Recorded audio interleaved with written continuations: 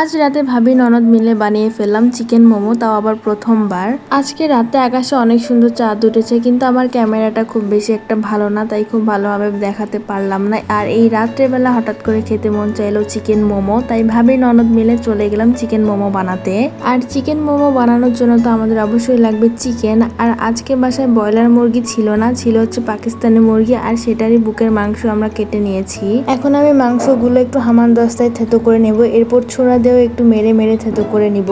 Chicken গুলো আমি ঠিক এভাবে কিমা করে নিব, একদম স্মুথ হবে। এই যে দেখুন, যাই হোক চিকেন কিমাটা আমি করে নিয়েছি। আর এখন আমার ভাবি মোমো গুলো বানাবে।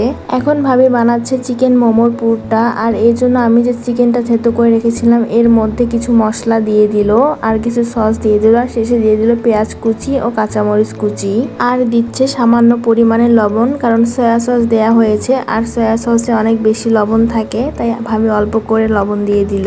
সমস্ত মশলার সাথে পুরটা মাখার পর আর এখন এর মধ্যে দিয়ে দিচ্ছে গরম তেল। যেহেতু চিকেনের পুরটা কাঁচা মাংস দিয়ে তৈরি করা হবে, এর জন্য একটু গরম তেল দিলে তাড়াতাড়ি মাংসটা সিদ্ধ হয়ে যাবে। যাই হোক, চিকেন মোমোর জন্য চিকেন পুরটা একদম রেডি হয়ে গিয়েছে। এখন আমার ভাবি চিকেন মোমোর জন্য ময়দার ডোটা তৈরি করে নিচ্ছে। আর এই ডোটা কিন্তু একদম নরম করা যাবে না, আবার একদম শক্তও করা যাবে না। লুচি করার সময় আমরা যেমন ডো তৈরি করি ঠিক সেরকম ভাবে ডোটা তৈরি করে নিতে হবে। যাই হোক, ডোটা তৈরি হয়ে গেলে 5 মিনিট রেস্টে রেখে দিতে হবে। 5 মিনিট পর আমার ভাবি খুব ভালোভাবে বেলে নেবে ছোট ছোট আকারে এবং পাতলা পাতলা করে। মোমোর জন্য ময়দাটা কিন্তু খুব পাতলা করে বেলে নিতে হবে। এই যে দেখুন কত সুন্দর করে ভাবি মোমো বানিয়ে নিয়েছে।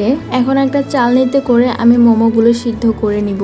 চুলায় হাঁড়িতে পানি গরম করে এর উপর আমি চালনি বসিয়ে দিলাম। আর চালনিতে মোমো দেওয়ার আগে আমি একটু অয়েল ব্রাশ করে দিয়েছিলাম, এতে করে মোমোগুলো খুব ইজিলি উঠে আসবে। মোমোগুলো হতে প্রায় 15 থেকে 20 মিনিটের মতো সময় লাগবে।